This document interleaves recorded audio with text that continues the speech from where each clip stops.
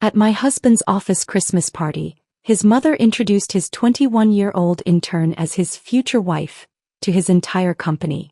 "She's everything his current wife isn't: young, smart, and childless," she announced. The CEO laughed as they toasted, until I revealed the intern's true identity, and one toast that night cost them everything. "She's young, smart, and childless, everything Matthew needs in a partner," Cynthia, my mother-in-law, declared to the packed Christmas party, her arm wrapped around Sandra like she'd found the perfect daughter-in-law. The entire executive team stood frozen with their drinks halfway to their lips, watching this family drama unfold in real time. I felt my knees buckle as Matthew stepped forward to embrace Sandra, accepting congratulations from colleagues who'd worked with me for 5 years. They were celebrating my husband's engagement to another woman while I stood there like a ghost at my own funeral. But as I watched this nightmare unfold before me, my mind raced backward through the months of warning signs I'd been too blind to see clearly. Every suspicious moment, every strange behavior, every red flag I'd rationalized away now crystallized into perfect, devastating clarity. Before we continue, I want to thank you for joining me in sharing stories about women who refuse to be silently discarded. If you believe that marriage vows should mean something and that betrayal deserves consequences, please consider subscribing. It helps us reach more women who need to hear this. The signs had been building since early fall, subtle at first but growing more obvious with each passing week. It started with Matthew's work schedule becoming erratic in ways that defied explanation. He'd always been dedicated to his career, but this change felt different, more secretive, more personal. He began staying at the office until 9 or 10 at night, claiming urgent projects that somehow never appeared in any quarterly reports or company communications I had access to. When I'd offer to pack him dinner for these late nights, he'd wave me off dismissively. "Already ordered something with the team," he'd say, though when I called the office after hours to check on him, the night security guard would tell me the building had been mostly empty since 6:30. The contradictions were glaring, but I convinced myself there must be reasonable explanations I simply wasn't seeing. His personal habits shifted in ways that made my skin crawl with unease. Matthew started showering immediately after coming home, even on days when he claimed to have been sitting in air-conditioned conference rooms all evening. His cologne became heavier, more expensive, like he was trying to mask scents that didn't belong in a corporate office. He switched aftershaves too, abandoning the familiar woody scent I'd bought him for Christmas in favor of something citrusy and aggressive that made our bedroom smell foreign. The phone became his constant companion, never leaving his sight even during our most intimate moments.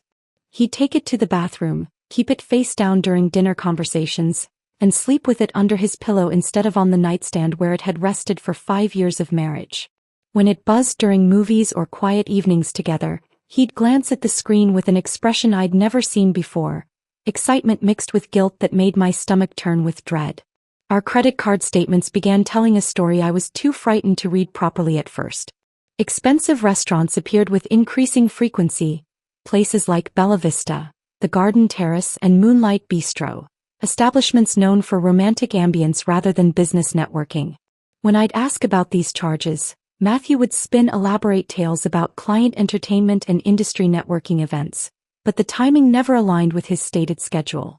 The receipts showed intimate dinners for 2 at 8:30 on nights when Matthew claimed to be in budget meetings that officially ended at 5 o'clock. The restaurants he was visiting specialized in couples dining, with candlelit tables and wine pairings designed for romantic evenings rather than professional discussions. I began secretly photographing each statement before Matthew could review them, building a collection of evidence I wasn't ready to confront.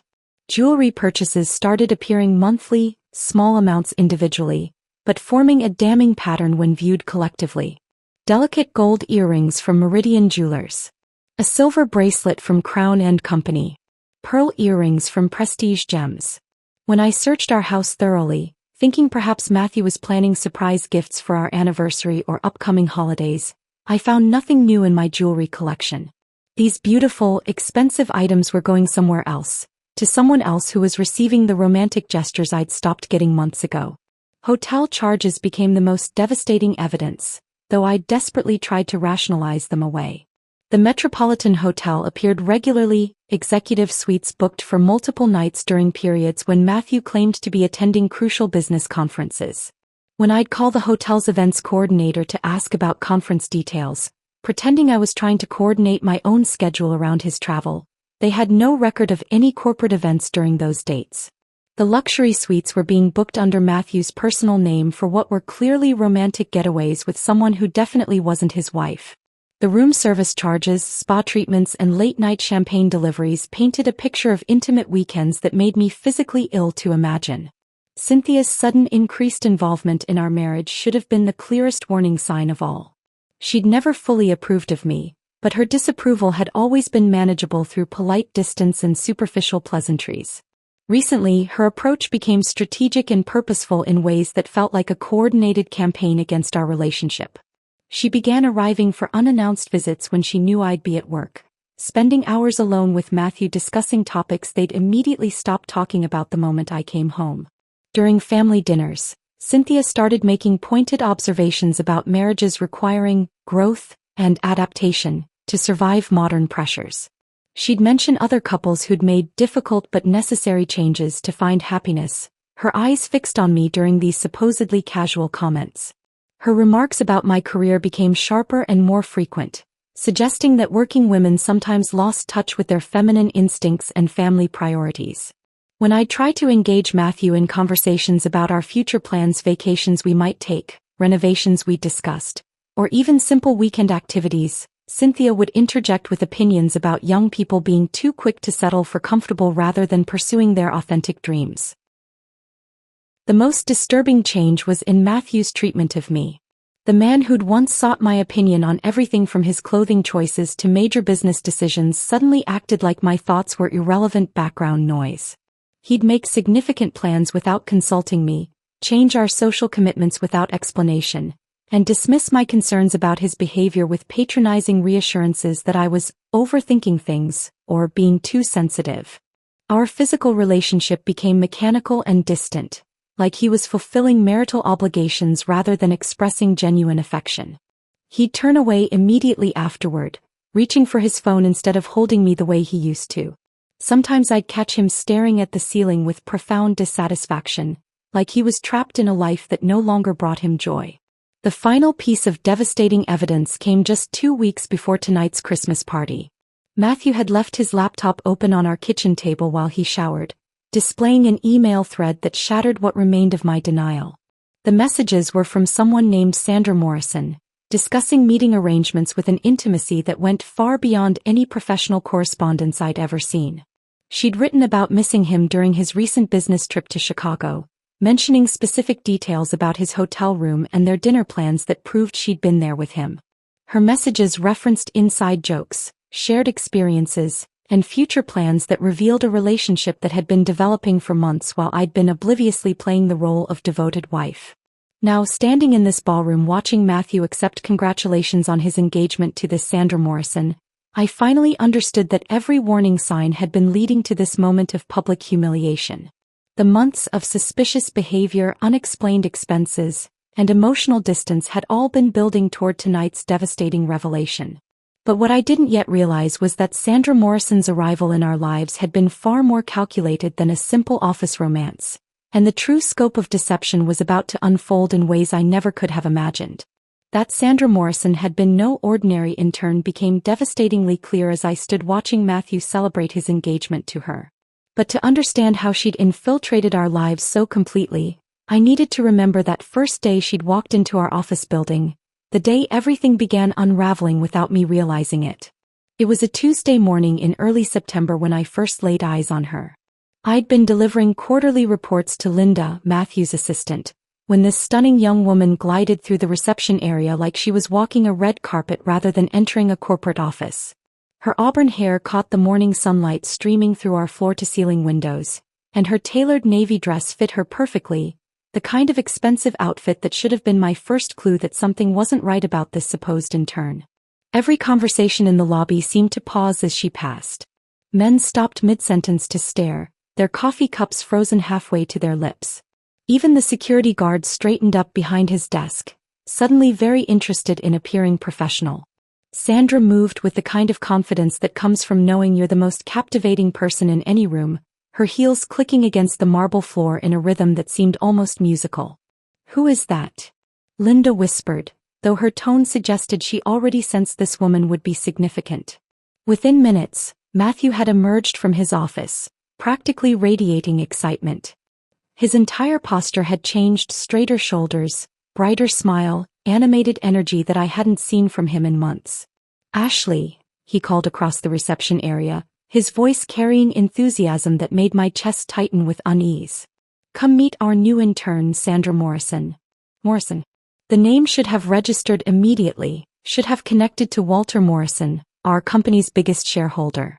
But I was too focused on the way Matthew's whole demeanor had transformed in this woman's presence to process the significance of her surname.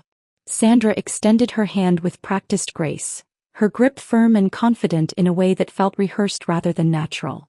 "Ashley, such a pleasure," she said, her voice warm enough to seem friendly while her emerald eyes studied my face with uncomfortable intensity. "Matthew has shared so much about you." The comment struck me as odd because Matthew rarely discussed personal details about our marriage with colleagues.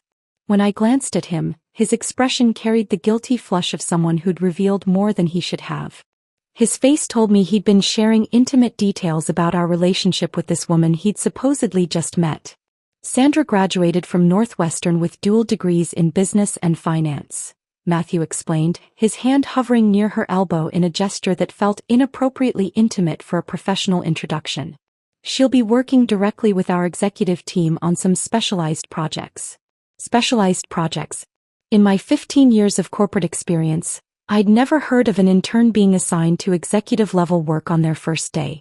Internships typically involved basic administrative tasks, data entry, and learning fundamental business processes. They didn't come with immediate access to senior management and confidential company operations. Over the following days, Sandra's presence became impossible to ignore.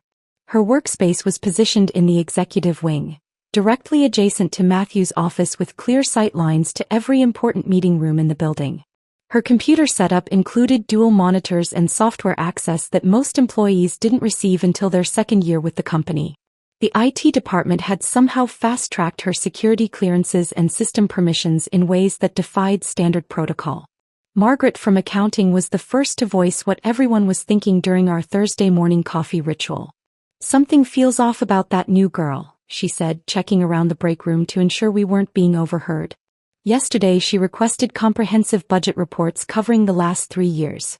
Asking specific questions about expense classifications and vendor relationships that sound more like an internal audit than typical intern curiosity." I'd noticed the same thing during our monthly department meeting. While other interns sat quietly absorbing information, Sandra asked pointed questions about cost allocation methods, revenue recognition practices, and financial reporting standards that revealed sophisticated understanding of corporate accounting. Her inquiries weren't broad learning-focused questions you'd expect from someone new to the business world. They were targeted investigations suggesting she was searching for something specific. "She's requesting access to confidential files that require department head authorization," Margaret continued, her voice dropping to a concerned whisper. "But somehow she's getting approval for everything." Linda mentioned that Matthew personally signed off on clearance levels that took me 3 years to earn. The morning coffee ritual became the most painful part of my daily routine. Every day at precisely 8:15, Matthew would walk through the office carrying 2 cups from the expensive coffee shop across the street, his usual black coffee and an elaborate drink that hadn't existed in his routine until Sandra's arrival. A vanilla cinnamon latte with oat milk and extra foam that cost more than most people spent on lunch. He'd deliver this overpriced beverage to Sandra's desk with attention and care he used to reserve for special occasions with me. I'd watch from my position near the copy machine as he lingered by her workspace, engaging in animated conversations that made both of them laugh with genuine enjoyment. Their body language during these interactions was unmistakably flirtatious. Sandra would lean forward when speaking, Matthew would find excuses to touch her shoulder or gesture near her hand, and both maintained eye contact longer than professional courtesy required.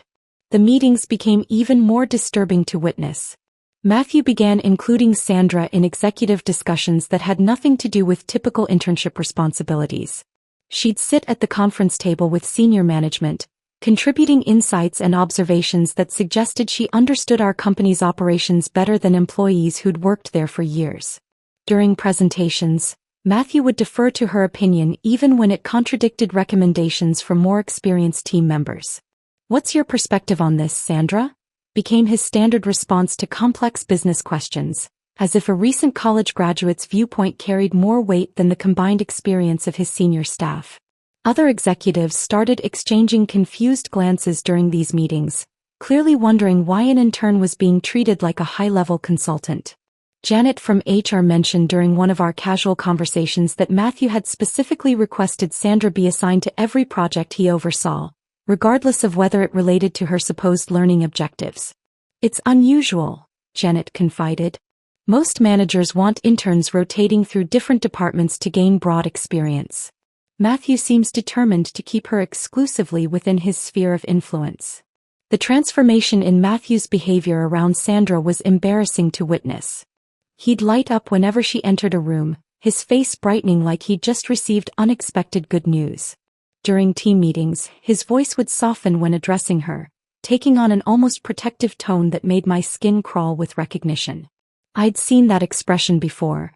It was how he'd looked at me during our early dating years, when everything I said seemed fascinating and every smile I gave him felt like a precious gift. Other employees began noticing the obvious favoritism. I'd overhear whispered conversations about Matthew's special interest in the new intern, speculation about whether their relationship extended beyond professional mentorship. The gossip was uncomfortable but not entirely surprising. Sandra's rapid integration into executive operations and Matthew's obvious infatuation with her had created an office dynamic that felt charged with inappropriate tension. What disturbed me most was how quickly Sandra had gained access to information about our personal lives. Through Matthew, she learned details about my background, my preferences, my daily routines that no colleague should know. Her questions, filtered through my husband, felt like intelligence gathering disguised as friendly curiosity about his family life. "Sandra was wondering about your accounting experience," Matthew would mention during dinner. "She's impressed that you studied finance and asked if you missed working in that field." Another evening, "Sandra noticed you don't wear much jewelry and wondered if that reflects your personal style or if I haven't been sufficiently romantic." Each inquiry revealed that Sandra was paying uncomfortably close attention to aspects of my personal life, gathering information that felt strategic rather than casually interested. Through Matthew's unwitting cooperation, she learned that I valued privacy over social activities, that I'd been disappointed by our inability to have children, and that I'd gradually become isolated from college friends after marriage. Standing in that ballroom months later, watching Sandra accept congratulations on her engagement to my husband, I finally understood what I'd been witnessing during those early weeks. She hadn't arrived as a genuine intern seeking professional development. She'd come with a specific mission, and I'd been too trusting to recognize that destroying my marriage was apparently part of her assignment. The systematic destruction of my marriage didn't happen overnight. What I witnessed over the following weeks was a masterpiece of psychological manipulation that revealed Sandra's true expertise wasn't in business administration. It was in human psychology and strategic deception. Her approach to Matthew was surgically precise in its execution. Every afternoon at exactly 3:30, she'd appear at his office door carrying documents that somehow always required his immediate expertise. The timing was deliberate, during the post-lunch energy dip when his defenses were lowest, never when other executives might witness their interactions. "I'm struggling to understand these profit projections," she'd say, her voice carrying just enough confusion to make Matthew feel indispensable while her intelligent eyes suggested she grasped the numbers better than most senior analysts. She'd lean across his desk to point at specific figures, her expensive perfume filling the office space and lingering long after she departed. I'd watch these performances through the glass partition separating Matthew's office from the main workspace, my stomach churning as Sandra executed her daily theater of helplessness. She'd tilt her head at precisely the right angle to catch the afternoon light streaming through his windows, making her auburn hair shimmer as she listened to his explanations with theatrical fascination. Her note-taking was elaborate and unnecessary, as if his every word deserved preservation for future reference. "Matthew is such a brilliant mentor," she'd announced to nearby colleagues within his earshot, her voice carrying clearly across the office floor. "I'm learning more from him in 1 week than I did in 4 years of business school. He has this gift for making complex concepts seem effortless." The flattery was calculated and relentless, designed to make Matthew feel like an exceptional teacher rather than a married man being seduced by someone young enough to be his daughter. Sandra's questions revealed sophisticated understanding of corporate finance that contradicted her supposed need for basic instruction, but Matthew was too intoxicated by her attention to notice the contradiction. Her conquest of Cynthia was even more impressive in its thoroughness and strategic planning. During that second family dinner, Sandra arrived with white roses, Cynthia's favorite flowers, information I'd never shared with anyone at Matthew's workplace. She complimented the floral centerpiece with genuine-seeming appreciation while asking detailed questions about gardening techniques that revealed extensive research into my mother-in-law's hobbies. "These dahlias are absolutely magnificent," Sandra said, examining Cynthia's prized blooms with the reverence of a devoted student. "I've been attempting to cultivate them in my apartment, but I can't achieve the right soil conditions. Do you think pH balance might be the issue?" Cynthia practically glowed with pleasure at discovering someone who shared her passion for horticulture. For 45 minutes she explained soil composition, fertilization schedules, and pest management while Sandra absorbed every word with the devotion of a disciple learning from a master. I sat there realizing Sandra had identified the fastest route to Cynthia's affections, through her garden and her desperate need to feel valuable and respected. "You should visit this weekend," Cynthia offered spontaneously. "I could show you my greenhouse setup and provide some dahlia bulbs for you to try in properly prepared soil." Sandra's acceptance was gracious and enthusiastic, establishing a relationship that effectively circumvented me entirely. Within weeks she was visiting Cynthia twice weekly, assisting with garden maintenance while engaging in conversations about traditional family values, proper marriage dynamics, and the importance of finding partners who appreciated domestic stability over career ambition. The coffee break intelligence gathering was where Sandra demonstrated her most sophisticated psychological manipulation skills. She timed these encounters to coincide with Matthew's moments of maximum vulnerability, immediately after challenging board meetings, before major presentations, during periods when quarterly numbers weren't meeting projected targets. Her approach appeared spontaneous but was clearly systematic. "You look absolutely exhausted," she'd say with concerned compassion, materializing beside his desk precisely when he was massaging his temples after particularly difficult conference calls. "Is everything manageable? You've been shouldering such tremendous responsibility lately." Matthew, feeling underappreciated at home and overwhelmed by professional pressures, began sharing intimate details about our marriage that no employee should ever hear from their supervisor. Sandra listened with perfect attention, offering sympathy and understanding that made him feel heard and validated in ways he claimed I no longer provided. "Ashley doesn't comprehend the pressures of executive leadership," he'd confide during these manufactured intimate conversations. "She expects business success to happen automatically, without understanding the sacrifices and risks involved. Sometimes I feel like I'm carrying the entire weight of our future alone." Sandra's responses were masterfully crafted to validate his grievances while positioning herself as the ideal solution to his problems. "You work incredibly hard to provide security for your family," she'd respond softly. "It must be frustrating when that dedication goes unrecognized. You deserve a partner who understands your ambitions and actively supports your dreams." Through these carefully orchestrated discussions, Sandra learned that Matthew felt trapped by domestic obligations, worried about his professional competence compared to younger executives, and desperately craved recognition for achievements that seemed invisible at home. She positioned herself as everything I supposedly wasn't: young enough to energize him, ambitious enough to match his drive, and grateful enough to appreciate his efforts. The expense fraud became increasingly audacious as Sandra's influence over Matthew's judgment grew stronger. Romantic dinners at exclusive restaurants appeared on company credit cards as client entertainment, despite the establishments specializing in couples dining rather than business networking. Weekend getaways to luxury resorts were classified as professional development retreats, at locations that offered no educational programs during the specified dates. A $2,000 shopping expedition to designer boutiques became a wardrobe consultation for client-facing presentations. Diamond earrings worth $1,200 were justified as employee recognition awards for exceptional performance on projects Sandra had contributed virtually nothing to. A weekend at the Four Seasons was categorized as a strategic planning workshop, two people who somehow required 24-hour room service and couples spa treatments to develop quarterly objectives.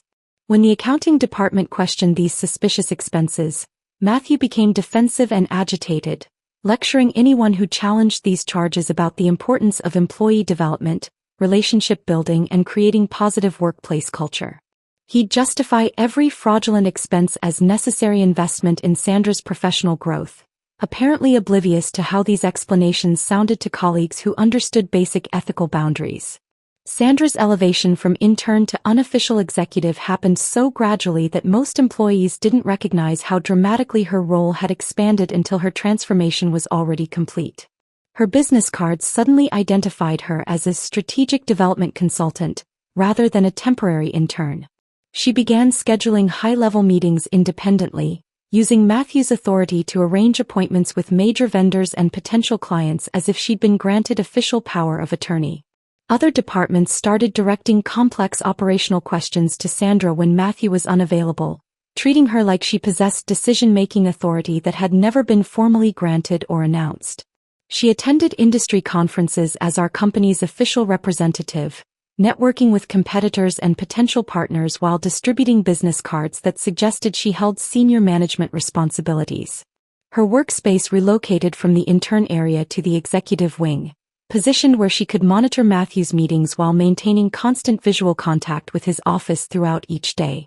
She acquired premium technology, advanced software access, and administrative support that junior employees typically waited years to receive. Sandra had systematically installed herself as Matthew's business partner while maintaining the elaborate fiction that she was simply an eager intern learning corporate procedures. The deception was so comprehensive that even I began questioning whether Matthew had received a promotion requiring this level of executive assistance, until I realized no such advancement had ever been announced or approved by our board of directors. By early December, Sandra's integration into our personal and professional lives felt complete. She'd become Cynthia's gardening protégé and confidant, Matthew's indispensable business partner and emotional support system, and the office favorite who somehow managed every project while maintaining her innocent intern facade. Her web of influence had expanded to encompass every aspect of Matthew's world, leaving me increasingly isolated and irrelevant. The holiday season was approaching, and Cynthia had already begun making elaborate plans for the annual company Christmas party.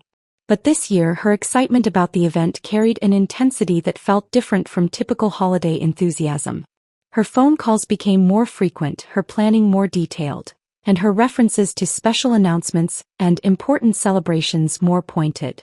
Something significant was being orchestrated for that party, and I had the sinking feeling that Sandra's months of careful manipulation were building toward a climactic moment that would change everything forever. My sinking feeling about the Christmas party proved accurate as Cynthia's planning reached levels of obsessive detail that alarmed even her closest friends. The woman who'd previously delegated party arrangements to event coordinators was now personally inspecting every napkin fold and testing multiple sound system configurations to ensure perfect acoustics throughout the hotel ballroom. "The lighting has to create exactly the right atmosphere," she explained during one of her daily planning calls, her voice trembling with nervous energy. "I've arranged for additional spotlights near the head table so everyone can see clearly when the important moments happen." Her emphasis on important moments sent chills down my spine, though she refused to elaborate when I asked what she meant. The guest list became her consuming project, revised and refined dozens of times over 3 weeks. She'd call Matthew at work to discuss whether specific clients should attend, whether certain employees deserved invitations, and how many tables would be needed to accommodate everyone she deemed essential witnesses. I watched her spread seating charts across our dining room table like a military strategist planning a crucial campaign, using colored markers to indicate different categories of attendees. "Sandra needs to be positioned where everyone can see her clearly," Cynthia muttered while adjusting place cards for the 5th time that evening. "She should sit between Matthew and Walter Morrison so she's part of the executive conversation." When I pointed out that interns traditionally sat with other junior employees, Cynthia waved away my concern with impatient irritation. "Sandra isn't like other interns. She deserves recognition for her contributions to the company's success." Her excitement about the party felt different from normal holiday enthusiasm. This carried the electric anticipation of someone orchestrating a performance where every element had been carefully choreographed for maximum impact. She'd test different microphone positions to ensure her voice would carry clearly throughout the ballroom, practice walking routes between tables to time her movements perfectly, and even rehearse gestures and facial expressions in front of our hallway mirror. Matthew's behavior during these pre-party weeks became increasingly erratic in ways that made our house feel like it contained a ticking time bomb. He'd pace our living room while conducting whispered phone conversations, his voice dropping to barely audible murmurs whenever I appeared in doorways. His usual appetite vanished completely. I'd prepare his favorite meals only to watch him push food around his plate while staring into space with an expression of profound anxiety mixed with anticipation. Sleep became impossible for him. I'd wake at 2 or 3 in the morning to find his side of the bed empty, eventually discovering him sitting in his home office staring at documents spread across his desk. When I'd approach to ask what was wrong, he'd quickly shuffle papers into folders and slam his laptop shut, insisting everything was fine while his hands shook with obvious nervous tension. His work performance began suffering noticeably. Colleagues mentioned his distracted behavior during important presentations, his inability to focus during budget meetings, and his tendency to forget crucial details about ongoing projects. The confident executive who'd once commanded respect through competence and decisiveness had been replaced by someone who seemed constantly on edge, as if carrying secrets that were physically exhausting to maintain. "Are you feeling all right?" I asked one evening after watching him stare at his dinner plate for 20 minutes without taking a single bite. "You seem incredibly stressed about something." "Just work pressures," he'd snap, then immediately apologize for his harsh tone. "Sorry, I'm fine. Everything's under control." But his trembling hands and the dark circles under his eyes suggested nothing was under control. Sandra's confidence during this period reached almost insufferable levels. She walked through the office like someone who'd already received a promotion that hadn't been publicly announced, her posture straight with satisfaction and her smile carrying a smugness that made my stomach turn with dread. During casual conversations with other employees, she'd make cryptic references to exciting changes ahead and new developments that would surprise everyone.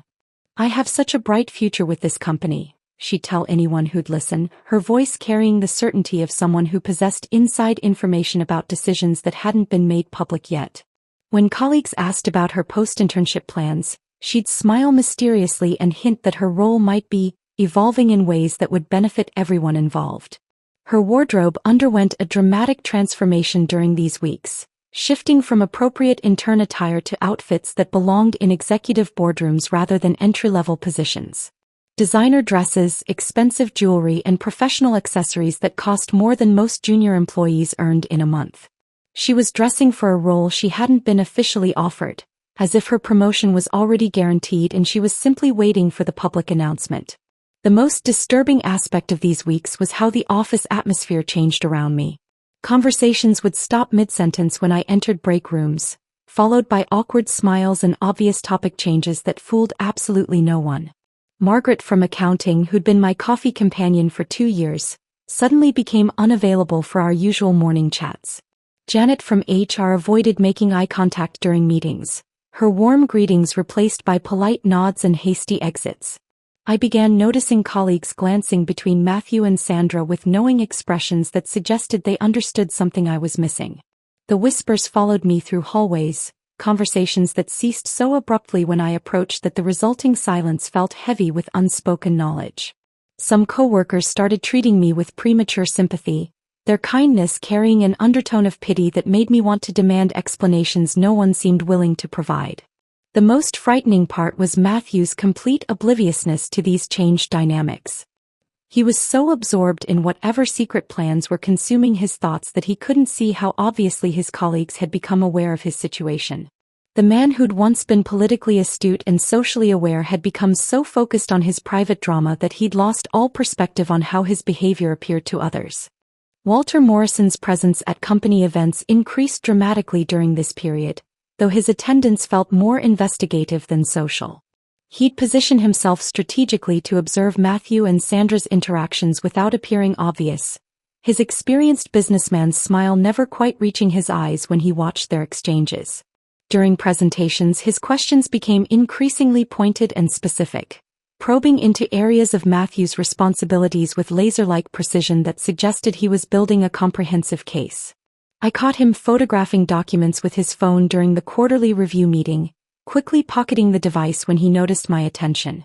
His conversations with other employees seemed designed to extract information rather than maintain social pleasantries, though his subjects appeared unaware they were being systematically interviewed about Matthew's professional performance and personal behavior. His attention to Sandra felt particularly intense. He'd watch her movements around the office, listen to her conversations with other employees, and ask subtle questions about her background and qualifications that revealed far more interest than a casual observer would demonstrate. When our eyes would meet across crowded rooms, Walter would nod slightly, as if we shared an understanding about something neither of us was prepared to discuss openly. His presence began feeling less like a concerned shareholder attending corporate social functions and more like a detective gathering evidence for a case that was rapidly approaching its conclusion. The hotel ballroom had been reserved, the invitations sent, the stage set for whatever dramatic revelation Cynthia and Matthew were planning to unleash on an unsuspecting audience. As the party date approached, I realized I was no longer just a wife watching her marriage crumble. I was about to become an unwilling participant in a public spectacle that would destroy everything I'd believed about my life, my husband, and my future. The public spectacle I'd been dreading finally arrived, and the grand ballroom of the Fairmont Hotel buzzed with the familiar energy of our company's annual Christmas celebration, though I now understood I was about to become its unwilling centerpiece. Crystal chandeliers cast warm light over tables decorated with gold and burgundy linens, while a jazz quartet played softly near the bar. The scene appeared identical to previous years, yet the electric tension I'd been sensing for weeks had intensified into something almost tangible. Every smile felt forced, every laugh carried an undercurrent of anticipation, and the air itself seemed charged with the promise of drama about to unfold. I arrived alone after Matthew claimed he needed to be there early for final coordination with the event staff. The lie felt transparent now, though I'd accepted his explanation without question hours earlier. As I handed my coat to the attendant, I spotted him near the entrance greeting guests with manic energy that bordered on hysteria. His smile stretched too wide, his laughter rang too loud, and his hands trembled slightly as he adjusted his tie repeatedly. Sandra made her entrance like an actress stepping onto a stage she'd been rehearsing for all her life. The crimson dress she wore hugged her figure perfectly, its fabric shimmering under the ballroom lights as she glided through the crowd with practiced grace. Every head turned to watch her progress through the room, every conversation paused as she passed, every colleague seemed drawn to compliment her appearance or engage her in animated discussion. Her confidence radiated from every gesture, the way she tilted her head when listening, the perfectly timed laughter at mediocre jokes, the graceful way she accepted champagne from waiters who lingered longer than necessary around her table. She moved through the party like someone who knew she was about to be crowned queen and was graciously accepting early homage from her future subjects. Cynthia positioned herself strategically near the dessert buffet, her excitement barely contained as she monitored Sandra's social triumph. She kept checking her gold watch and scanning the crowd, apparently waiting for all the essential witnesses to arrive before beginning whatever performance she'd been choreographing for weeks. When she caught my eye across the room, her smile carried a smugness that made my chest tighten with dread. "Ashley, you look lovely tonight," she said when I approached to fulfill social obligations, though her tone suggested she found my simple black dress disappointingly modest compared to Sandra's dramatic presentation. "I do hope you're prepared for an evening full of wonderful surprises." The emphasis on wonderful surprises sent warning signals through every nerve in my body, though I managed appropriate pleasantries while my mind raced through possibilities of what those surprises might entail. Around us, colleagues mingled with their usual holiday enthusiasm, completely unaware they were about to witness something that would dominate office gossip for months. The marketing team discussed year-end campaigns, the sales department celebrated quarterly achievements, and the administrative staff compared vacation plans while the stage was being set for my public destruction.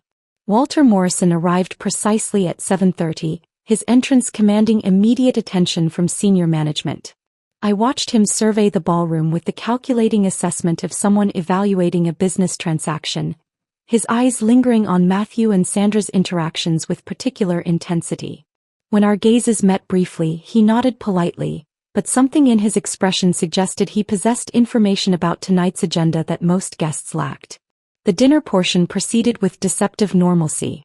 Conversations flowed over herb-crusted salmon and roasted vegetables while I sat with accounting department colleagues, trying to focus on their discussions about budget projections and staffing changes. My attention kept drifting to the head table where Matthew sat beside Sandra, their conversation appearing intimate despite the crowded setting. As dessert plates were cleared away, I noticed the subtle shift in energy that preceded significant announcements.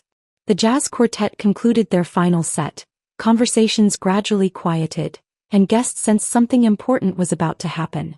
My heart began hammering against my ribs as Cynthia rose from her chair and moved toward the small stage area where the microphone waited. "Ladies and gentlemen," her voice carried clearly across the ballroom as she tapped her champagne flute with a silver dessert spoon.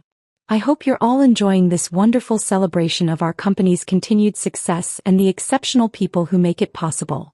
Polite applause rippled through the crowd as guests prepared for what they assumed would be standard holiday remarks followed by the resumption of party festivities. But Cynthia's energy felt different from previous years, more focused, more purposeful, like someone about to deliver news she'd been anticipating with barely contained excitement. "Tonight, I want to take a special moment to recognize my son Matthew's outstanding contributions to this organization," she continued, her voice growing stronger and more confident with each word. "His leadership, his vision, and his remarkable ability to recognize and cultivate extraordinary talent have been instrumental in our continued growth." Matthew's face flushed deep red as colleagues turned to acknowledge him with approving nods and scattered applause. But I could see the tremor in his hands as he reached for his water glass, the way his smile failed to reach his anxious eyes, the subtle signs of someone about to participate in something that simultaneously thrilled and terrified him. "Matthew's exceptional leadership has attracted truly remarkable people to our organization," Cynthia continued, her gaze shifting meaningfully toward Sandra.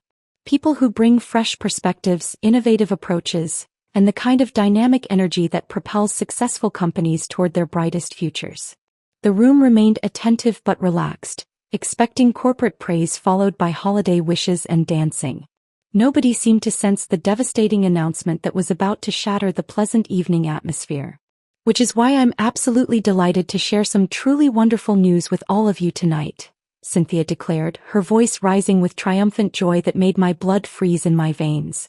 The moment had arrived.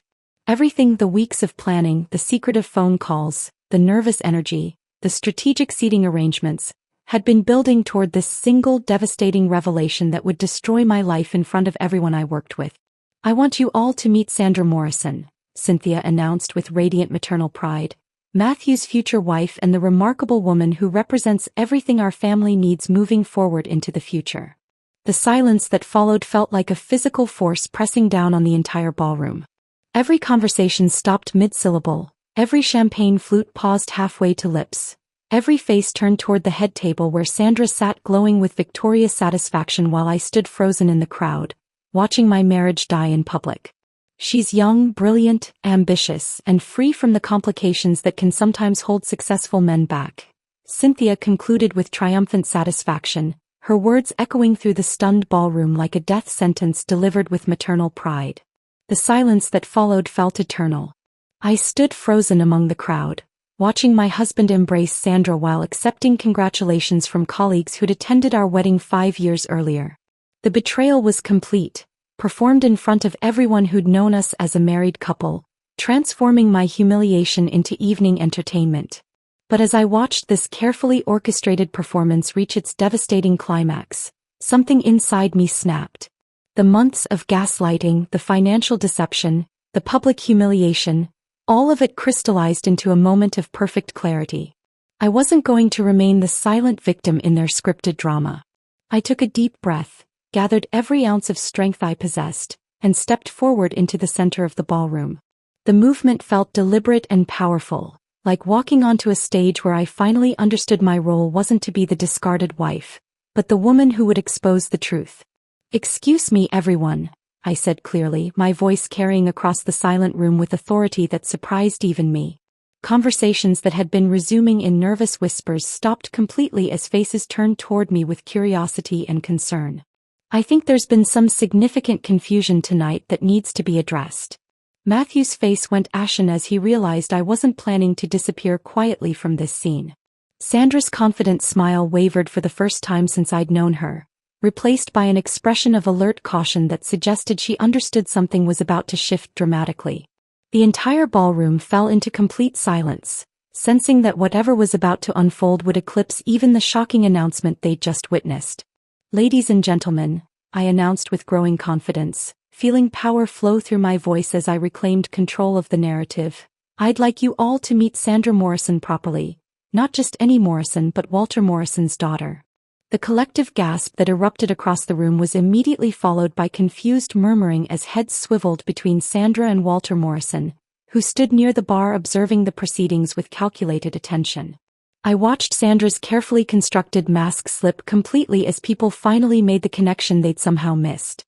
"Sandra hasn't been working as an intern to gain business experience or to fall in love with my husband," I continued, my voice growing stronger with each revelation. "She's been conducting a comprehensive investigation into Matthew's financial activities on behalf of the company's largest shareholder." The room exploded into whispered conversations as the implications of my words began sinking in. Matthew's face cycled from pale to red to a sickly green color as he processed what I was revealing to his colleagues and superiors. Cynthia looked completely bewildered, her moment of maternal triumph crumbling as she realized she'd been manipulated by someone far more intelligent than she'd imagined. Sandra stood motionless for several seconds, apparently weighing her options before making a decision that would define the rest of the evening. Then she stepped forward with the poise and dignity of someone who'd been waiting for exactly this moment to reveal her true identity. "Ashley is absolutely correct," Sandra announced, her voice now carrying the professional authority of someone dropping their carefully maintained disguise. "I am Walter Morrison's daughter, and for the past 21 days, I've been documenting Matthew's systematic misuse of company funds and resources." Her transformation from seductive intern to competent investigator was breathtaking in its completeness. The flirtatious mannerisms disappeared, replaced by crisp professionalism as she reached into her purse and withdrew a thick leather portfolio that had apparently been her constant companion throughout this deception. "Matthew has been charging personal expenses to corporate credit cards," she explained with clinical precision, opening the folder to reveal photographs, receipts, and detailed documentation. "Romantic dinners at expensive restaurants have been classified as client entertainment. Weekend getaways to luxury resorts have been listed as professional development conferences.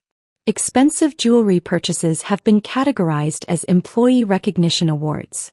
The room remained absolutely silent as Sandra methodically dismantled Matthew's reputation with facts and evidence that painted an undeniable picture of systematic fraud.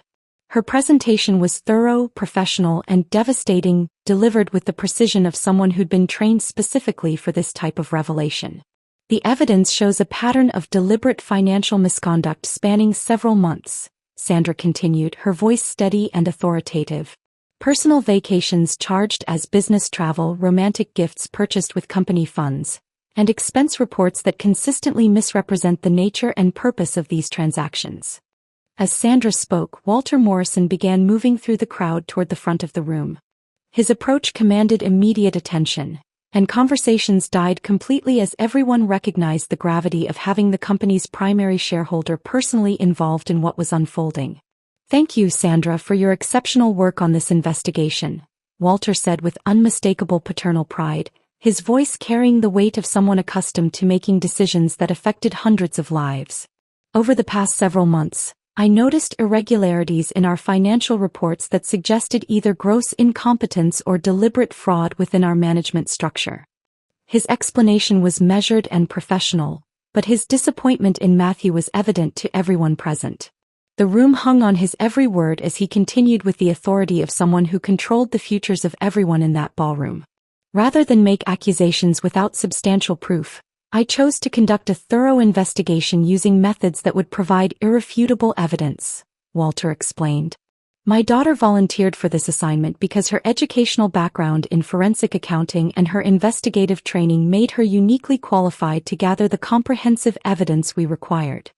Walter's presence had transformed the Christmas party from a social gathering into a corporate tribunal, with Matthew standing exposed as the defendant who'd already been judged and found guilty by an impartial jury of facts and documentation. "Matthew Williams," Walter announced with formal finality that echoed through the stunned ballroom. "Effective immediately, your employment with this company is terminated for cause." The words landed like physical blows, each syllable punctuating the complete reversal of fortune that had occurred within minutes.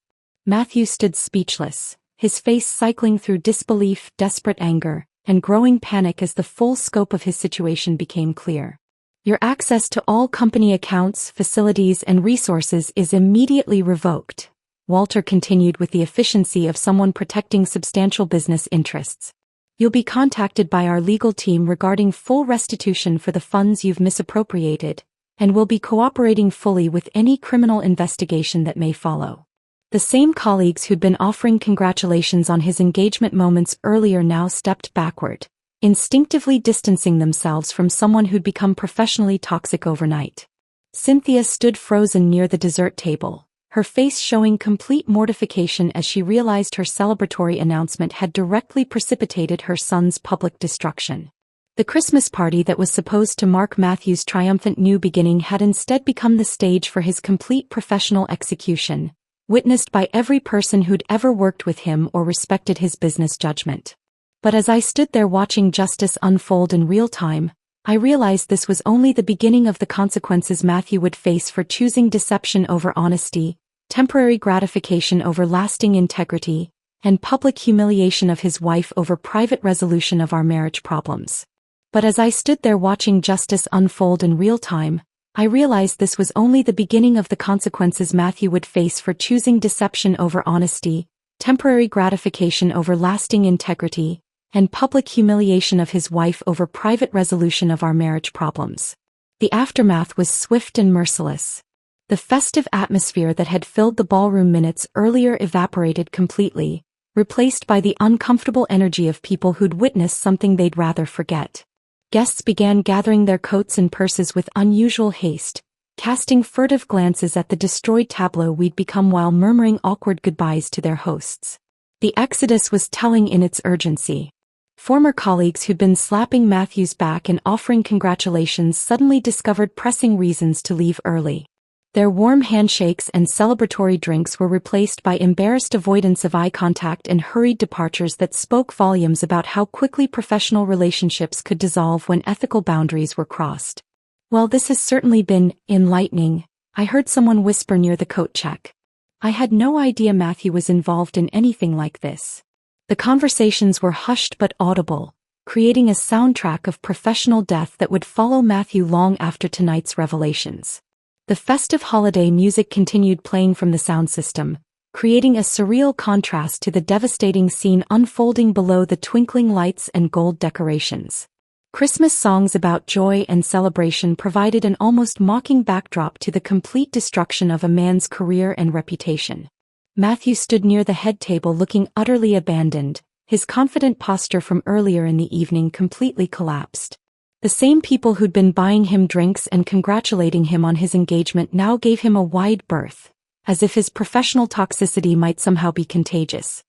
His attempts to engage departing colleagues in conversation were met with polite but firm dismissals that left him increasingly isolated.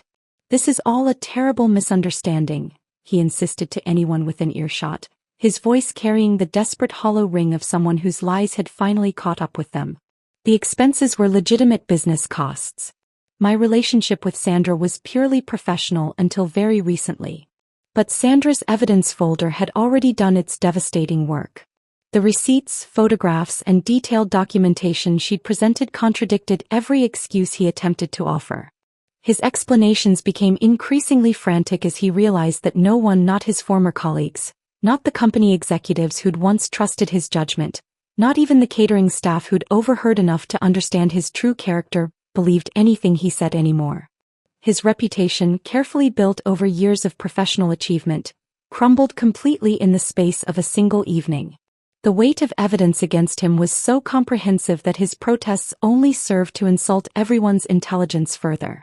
Each desperate attempt at justification made him appear more pathetic and dishonest. Cynthia had retreated to a corner chair near the dessert table, her face buried in her manicured hands as the full magnitude of her catastrophic mistake became clear. The woman who'd orchestrated tonight's announcement as her son's triumphant moment had actually provided the perfect stage for his professional execution. Her role in Matthew's destruction carried a cruel irony that wasn't lost on the remaining guests. Her effusive praise of Sandra's qualities, her public endorsement of their relationship, and her enthusiastic introduction had given Walter's daughter exactly the credibility and platform needed to deliver the most damaging blow possible to Matthew's career. Former friends and social acquaintances began treating Cynthia with a mixture of pity and subtle blame, understanding that her meddling in Matthew's marriage had created the perfect conditions for his downfall. The sophisticated society matron who'd spent decades building influential connections suddenly found herself socially isolated, her credibility destroyed by her own manipulative actions. Sandra, meanwhile, demonstrated remarkable grace under pressure as she methodically packed her evidence materials while fielding procedural questions from Walter. Her transformation from seductive intern to competent investigator was one of the evening's most impressive revelations, proving she possessed skills that went far beyond anything her colleagues had imagined. Other party guests began approaching her with newfound respect, finally understanding they'd completely misjudged her capabilities and motivations. The woman they'd dismissed as just another pretty intern seeking advancement through charm had actually been conducting a sophisticated undercover investigation that required exceptional emotional intelligence and strategic thinking. "I have to admit I'm impressed," I overheard Janet from HR telling another colleague. "The way she maintained her cover while gathering that level of evidence shows remarkable professionalism. We all completely underestimated her." Sandra's handling of Matthew's inappropriate advances and Cynthia's manipulative behavior throughout her assignment demonstrated a level of self-control and dedication that commanded genuine admiration from people who now understood the true nature of her mission. Standing in that ballroom watching my world reshape itself in real time, I experienced a complex mixture of emotions I hadn't expected. The vindication was both sweet and sharp. Finally, everyone could see what I'd suspected for months but couldn't prove definitively. Matthew's betrayal was no longer my private torment but established fact, witnessed by dozens of people who now understood why I'd seemed increasingly distant and unhappy at recent company events. But beneath the satisfaction of being proven right lay a profound sadness for the marriage I'd thought we shared, the future I'd imagined we were building together, and the man I'd believed Matthew could become. The dreams we'd discussed, the plans we'd made, the life we'd supposedly been creating, all of it had been fiction while he pursued his selfish desires at my expense. Yet underneath both the vindication and the grief was an unexpected sense of relief that felt like finally exhaling after holding my breath for months. No more wondering if my suspicions were paranoid. No more questioning my own perceptions or gaslighting myself into believing his explanations. No more pretending everything was fine when clearly nothing had been fine for a very long time. The exhaustion of maintaining facades, hiding concerns, and protecting his reputation while he systematically betrayed our marriage lifted from my shoulders like a physical weight I hadn't realized I'd been carrying. For the first time in months I could breathe freely, knowing the truth was finally visible to everyone who mattered. The Christmas party that was supposed to celebrate Matthew's bright future had instead become the public forum for revealing his true character. Justice had been served with devastating efficiency, witnessed by everyone who'd ever respected his professional judgment or believed in his personal integrity.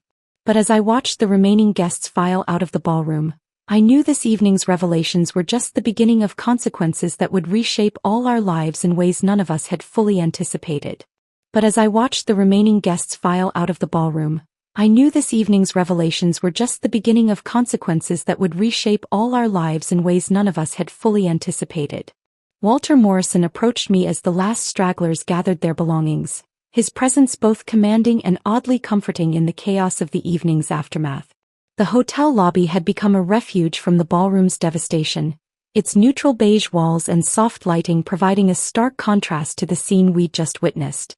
"Ashley," he said quietly, his voice carrying the weight of someone who'd been orchestrating events from behind the scenes for months. "I believe I owe you a comprehensive explanation about how we arrived at tonight's conclusion." He guided me toward a secluded seating area near the lobby's fireplace, away from the scattered groups of departing party guests who were still processing what they'd witnessed. His manner was both paternal and professional, like a doctor about to explain a complex diagnosis to a patient's family member. I've been monitoring Matthew's questionable financial activities for nearly 8 months, Walter began, settling into the leather chair across from me with the measured movements of someone accustomed to delivering serious news. The irregularities in our expense reports weren't immediately obvious, but patterns emerged that suggested either remarkable incompetence or deliberate fraud. His explanation unfolded with the precision of someone who'd been carrying this burden alone for too long. The investigation had begun when routine audits revealed discrepancies that couldn't be explained by normal accounting errors or system glitches. Matthew's expense reports consistently pushed boundaries while remaining just barely within plausible limits, a strategy that suggested sophisticated understanding of how to steal without triggering automatic red flags. I could have confronted Matthew privately, Walter continued, his businessman's instincts evident in every calculated decision. But men in his position are typically skilled at explaining away their mistakes, shifting blame to subordinates, or promising reform while continuing their destructive behavior. I needed irrefutable evidence that would leave no room for manipulation or negotiation. The scope of his investigation was far more comprehensive than I'd imagined. Walter's security team had been tracking Matthew's computer activity, monitoring his credit card transactions, and documenting his attempts to disguise personal expenses as legitimate business costs. Every fraudulent dinner, every unauthorized trip, every piece of jewelry purchased with company funds had been meticulously cataloged and verified. We have video surveillance of Matthew using corporate credit cards for personal purchases, Walter explained with the thoroughness of someone building a legal case. Audio recordings of him lying about business expenses during budget meetings. Written documentation of his attempts to manipulate financial reports to cover unauthorized expenditures. But the most revealing aspect of Walter's explanation was how carefully he'd protected my interests throughout the investigation. His team had gathered extensive evidence showing my complete ignorance of Matthew's criminal activities, my attempts to question suspicious expenses, and my obvious exclusion from his financial decision-making processes. Your divorce attorney will have everything needed to prove Matthew's infidelity, financial irresponsibility, and systematic deception, he assured me, his voice carrying genuine concern for my welfare. You'll be able to claim your rightful share of legitimate marital assets while being completely protected from liability for his stolen funds. Walter's fatherly concern extended beyond mere legal protection. He'd ensured that company records would show my professional competence and ethical behavior, safeguarding my reputation in an industry where association with financial fraud could destroy career prospects permanently. Sandra's qualifications for this assignment were exceptional, Walter said with unmistakable paternal pride. She graduated summa cum laude from Wharton with dual degrees in business administration and forensic accounting, then spent 2 years with the FBI's white-collar crime division before specializing in corporate security. The revelation that Sandra was a trained investigator rather than a naive intern reframed everything I'd witnessed over the past months.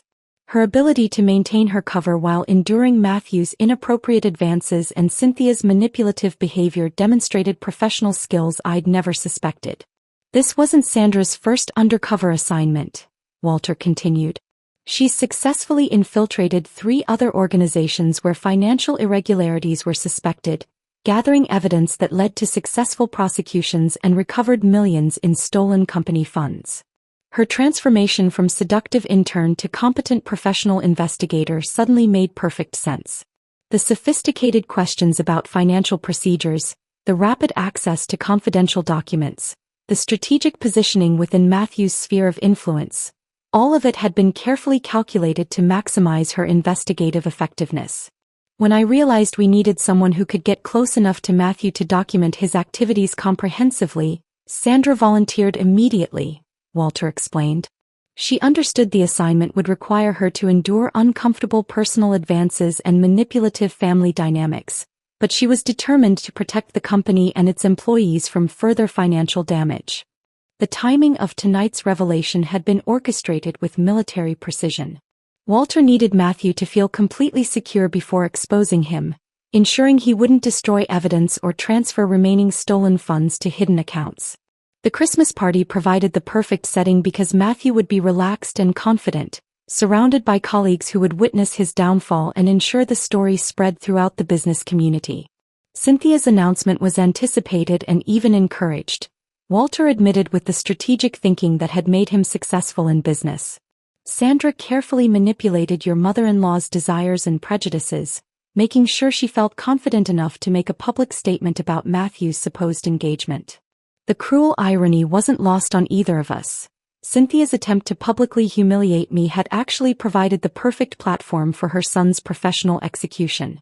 Her maternal pride had become the instrument of his destruction, witnessed by everyone who'd ever respected his business judgment.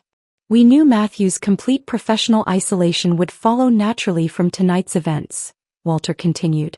No company in our industry will risk hiring someone with his ethical violations, and his reputation will ensure that tonight's story follows him wherever he attempts to restart his career. As Walter's explanation concluded, I realized the evening's events weren't just about exposing Matthew's fraud or protecting company assets. They represented a masterclass in strategic justice, delivered with precision that ensured maximum consequences for the perpetrator while protecting innocent parties from collateral damage. The investigation had been designed not just to catch a thief, but to ensure that his punishment would be comprehensive, permanent, and publicly witnessed by everyone who mattered in his professional and personal life. Walter had orchestrated Matthew's complete downfall while simultaneously building a foundation for my fresh start, free from the burden of his crimes and deception.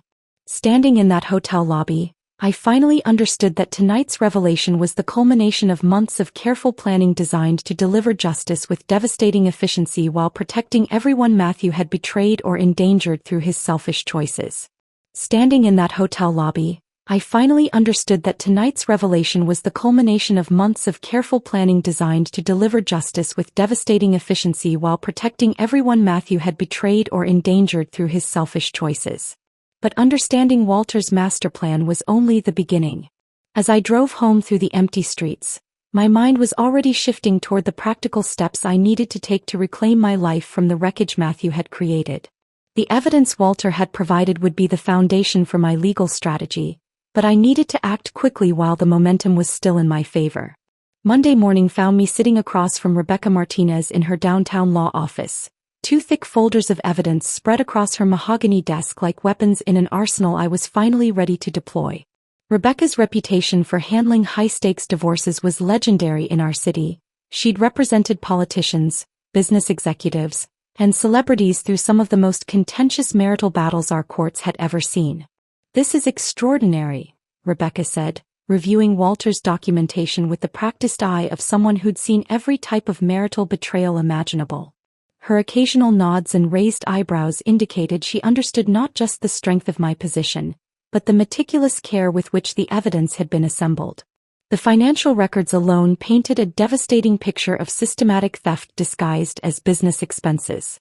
Credit card statements showed romantic dinners at intimate restaurants charged as client entertainment, weekend getaways to luxury resorts listed as professional development conferences, and expensive jewelry purchases classified as employee recognition awards. Each fraudulent transaction was supported by receipts, photographs, and witness statements that would make denial impossible. "Your husband's actions have made this divorce incredibly straightforward from a legal standpoint," Rebecca continued, her voice mixing professional admiration with personal sympathy. "Most divorce cases involve he-said-she-said arguments about infidelity or financial irresponsibility. You have documentary proof of both, plus evidence of criminal behavior that puts him in an impossible negotiating position." The adultery evidence was equally comprehensive. Sandra's investigative report included detailed timelines of Matthew's deceptive behavior, photographs of him entering hotels with another woman, and documentation of his lies about business travel. The contrast between his claimed whereabouts and his actual activities was so blatant it bordered on insulting to anyone with basic intelligence. "We can file on grounds of adultery, financial irresponsibility, and emotional cruelty," Rebecca explained as she organized the evidence into legal categories. "The criminal fraud allegations will prevent him from fighting any of our claims, because drawing attention to the divorce would only highlight his illegal activities for prosecutors." The actual moment of filing felt both monumental and surprisingly anticlimactic. After months of emotional turmoil and uncertainty, The legal end of my marriage came down to signing documents that transformed my personal tragedy into bureaucratic procedure. Each signature felt like shedding layers of skin I'd outgrown, releasing myself from a relationship that had become a prison of lies and manipulation. "You're not just ending a marriage," Rebecca observed as I signed the final petition. "You're reclaiming your identity and your future from someone who was systematically destroying both. These papers represent your declaration of independence from his chaos and criminality." The relief was immediate and profound, like finally exhaling after holding my breath for months. I'd spent so much energy trying to save something that had already been murdered by Matthew's choices. Now I was simply making that death official and legal, freeing myself to begin the process of rebuilding rather than constantly repairing damage he kept inflicting. Walking out of Rebecca's office, I felt lighter than I had in years. The weight of Matthew's secrets, lies, and financial crimes was no longer mine to carry. I was no longer complicit in maintaining facades or protecting his reputation while he systematically betrayed everything we'd supposedly built together. The legal proceedings moved with unusual speed, primarily because Matthew's attorney recognized that fighting would only make his criminal situation worse. Rebecca received a call that same afternoon from his lawyer, essentially a surrender before the battle had even begun. His counsel understands that contesting this divorce would highlight Matthew's criminal behavior and provide prosecutors with additional evidence, Rebecca explained with evident satisfaction. They're recommending complete cooperation with our terms in exchange for our discretion about the most damaging details. Matthew's negotiating position was non-existent. His stolen company funds had been frozen by court order, his employment had been terminated for cause, and his reputation was destroyed throughout the business community. He had nothing to bargain with except his willingness to accept whatever terms we proposed without resistance. The settlement negotiations were brief and one-sided. I would retain our house, my retirement accounts, and my personal assets while being completely protected from liability for his stolen funds or criminal debts. Matthew would leave the marriage with his personal belongings and whatever legitimate assets could be identified after restitution payments were calculated. The divorce that could have dragged on for years will be concluded in months, Rebecca assured me. You'll be free to rebuild your life while he deals with the legal consequences of his choices. Criminal prosecution typically takes much longer than divorce proceedings, so you'll have your fresh start long before his legal troubles are resolved. The empowerment of fighting back after months of victimization was intoxicating and healing in ways I hadn't anticipated. For too long, I'd been a passive observer watching Matthew and Cynthia make decisions that affected my future without my input or consent. Now I was making strategic choices, protected by excellent legal counsel and armed with evidence that guaranteed victory. The knowledge that Matthew would face comprehensive consequences for his betrayal felt like justice finally being served after months of injustice. I wasn't just escaping a destructive marriage. I was ensuring his actions would cost him everything he'd valued more than our relationship. Within days of filing, news of the divorce and its underlying causes began circulating through our professional and social circles with the speed of scandal. The combination of his termination for embezzlement and his wife's divorce filing for adultery created a narrative that painted Matthew as both professionally incompetent and personally untrustworthy. Former colleagues who might have given him benefit of doubt about his employment termination couldn't ignore the pattern of betrayal revealed by divorce proceedings. Social invitations stopped arriving, professional networking opportunities disappeared, and even casual acquaintances began avoiding him in public settings. The comprehensive destruction of his reputation extended beyond our immediate circle to the broader business community, where trust and integrity were essential for career advancement. Matthew had wanted to trade his stable marriage for excitement and elevated status. Instead, he traded his entire social and professional identity for temporary gratification and permanent shame. As I signed the final documents that would legally end our marriage, I realized this wasn't just about divorce. It was about reclaiming my right to live authentically rather than maintaining appearances that served everyone except myself. As I signed the final documents that would legally end our marriage, I realized this wasn't just about divorce. It was about reclaiming my right to live authentically rather than maintaining appearances that served everyone except myself. The months that followed moved with surprising swiftness, as if the universe had decided to accelerate the consequences Matthew had been avoiding for so long. Spring arrived early that year, And with it came a series of legal proceedings that would close this chapter of my life with the finality I desperately needed. The criminal trial began in March, exactly 3 months after that devastating Christmas party. I'd chosen to attend as a witness rather than a victim, wanting to see justice delivered with my own eyes rather than reading about it in newspaper articles or hearing second-hand accounts from Rebecca. The courthouse felt different from the family court where my divorce had been finalized. Here the atmosphere was more formal, more serious, carrying the weight of criminal justice rather than civil resolution. Matthew sat at the defendant's table wearing an ill-fitting gray suit that made him look smaller and more defeated than I'd ever seen him. Gone was the confident executive who'd once commanded respect in boardrooms and social gatherings. The prosecutor presented Walter's evidence with methodical precision, building a case that left no room for doubt about Matthew's systematic theft. $200,000 in fraudulent expenses, documented over 8 months of deliberate deception. Each credit card statement, each forged receipt, each fabricated expense report was entered into evidence with clinical efficiency. The defendant used his position of trust to steal from his employer while simultaneously betraying his wife and family, the prosecutor explained to the jury. This wasn't a momentary lapse in judgment or a single poor decision. This was calculated, ongoing criminal behavior designed to fund a lifestyle he couldn't afford through legitimate means. Matthew's defense attorney could offer little beyond pleas for leniency based on his client's cooperation with authorities and supposed remorse for his actions. But remorse was hard to demonstrate when the evidence showed such calculated planning and deliberate deception over such an extended period. I watched from the gallery as witness after witness testified about Matthew's fraudulent activities. Sandra took the stand with professional composure, explaining her investigation and the evidence she'd gathered without revealing any personal animosity despite the inappropriate advances she'd endured. Walter testified about the company's financial losses and the damage to employee morale caused by Matthew's breach of trust. Even some of Matthew's former colleagues testified, their reluctance evident but their duty to honesty ultimately prevailing over personal loyalty. The picture they painted was of a man who'd become increasingly reckless and arrogant, believing his position protected him from consequences. When the judge pronounced the sentence, 2 years in state prison followed by 3 years of probation and full restitution, Matthew's legs visibly buckled. The confident man who'd publicly humiliated me at a Christmas party was replaced by someone who could barely stand to face the consequences of his own choices. Cynthia sat alone in the back row throughout the proceedings, a shadow of the commanding woman who'd orchestrated what she'd thought would be her son's triumph. The months since that Christmas party had aged her dramatically.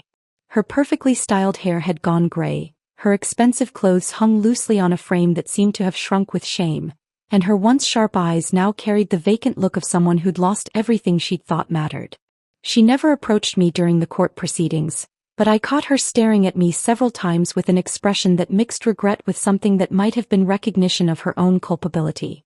The woman who'd wanted to replace me as her son's wife had instead orchestrated the destruction of everything she'd claimed to value about him. My divorce had been finalized weeks earlier with terms that exceeded even Rebecca's optimistic predictions. I retained our house, my retirement savings, and my personal assets while being completely protected from liability for Matthew's criminal debts. The settlement also included provisions for ongoing financial security that would allow me to rebuild my life without financial stress. Walking out of the courthouse after Matthew's sentencing felt like stepping into sunlight after months in a cave. The weight of his lies, his betrayal, and his criminal behavior was finally off my shoulders. I was no longer married to a man who'd systematically deceived me, no longer responsible for maintaining facades that protected his reputation, no longer complicit in a relationship built on dishonesty. Sandra had parlayed her successful investigation into a thriving consulting career. Word of her professional competence spread quickly through the corporate security community, leading to job offers from major firms specializing in white-collar crime detection. Her unique combination of business education, investigative training, and proven field experience made her extremely valuable in a market where companies were increasingly concerned about internal fraud.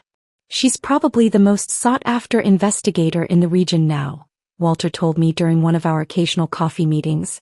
3 different firms have made her offers, and she's getting requests to speak at industry conferences about undercover corporate investigations.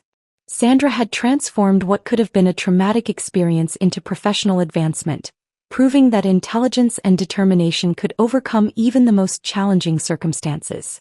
Her success also validated Walter's faith in her abilities and his decision to trust her with such a sensitive assignment. Walter's company not only recovered its stolen funds but also implemented comprehensive new oversight procedures designed to prevent future embezzlement. His handling of the crisis became a case study in effective corporate governance, with business publications writing articles about his innovative approach to internal fraud detection. The board of directors had unanimously praised his leadership, viewing the incident as proof of his commitment to protecting shareholder interests regardless of personal relationships or potential corporate embarrassment. His willingness to expose Matthew's crimes, even when it involved family-like loyalty, demonstrated the kind of principled leadership that attracted both investors and talented employees. Sometimes doing the right thing requires difficult choices, Walter reflected during one of our conversations. But protecting the integrity of the company and its employees was worth the temporary discomfort of conducting an investigation that involved people we trusted. For me, the most profound realization came not from watching Matthew receive his punishment, but from understanding how completely I'd reclaimed my own life. The woman who'd stood in that ballroom being publicly humiliated was gone, replaced by someone stronger, wiser, and completely comfortable with her own company. Matthew had thought he was trading up when he chose Sandra over me, pursuing youth and excitement over stability and commitment. Instead, he traded everything that actually mattered: his career, his reputation, his freedom, his family relationships, his financial security for temporary gratification that had cost him his entire future. I'd gained something far more valuable than any settlement or vindication. I'd rediscovered my own strength, my ability to trust my instincts, and my right to expect honesty and respect in all my relationships.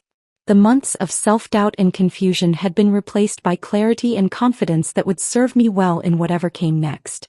Standing in the courthouse parking lot after Matthew's sentencing, breathing the fresh spring air as a completely free woman, I realized this wasn't an ending. It was the beginning of a life built on authenticity rather than appearances, honesty rather than convenience, and self-respect rather than social expectations. Justice had been served completely, and my new beginning could finally start. If this story of justice and revenge had you on the edge of your seat, hit that like button right now. My favorite part was when Ashley revealed Sandra's true identity at that Christmas party, watching Matthew's world crumble in real time. What was your favorite moment? Drop it in the comments below. Don't miss more powerful stories of women taking back control. Subscribe and hit that notification bell so you never miss an upload.